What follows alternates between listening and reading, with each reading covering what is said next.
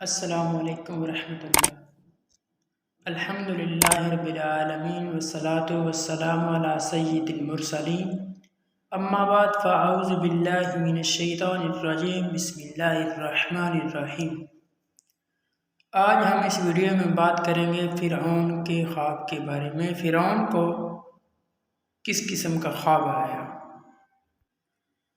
اور اس وقت اس کا کیا رد عمل تھا کہ فرعون نے ایک مرتبہ خواب دیکھا کہ بیت المقدس کی طرف سے ایک آگ نکلی جس نے سارے مصر کو گھیر لیا اور تمام قبطیوں کو جلا ڈالا، مگر بنی اسرائیل کو آگ سے کوئی نقصان نہ پہنچا۔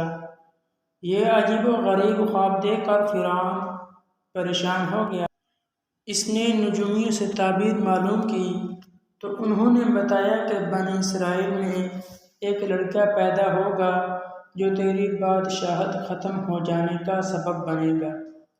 یہ سن کر فرعون نے حکم دیا کہ بنی اسرائیل میں جو بھی لڑکا پیدا ہو اسے قتل کر دیا جائے۔ اس طرح فرعون کے حکم سے 12,000 یا 70,000 لڑکے قتل کر دیے گئے۔ یہ تھی آج کی ہماری ویڈیو۔ اگر ویڈیو آپ کو اچھی لگے تو لائک کر دیں، سبسکرائب کر دیں۔ انشاءاللہ ملتے ہیں نیکسٹ ویڈیو کے ساتھ، تب تک کے لیے اللہ حافظ۔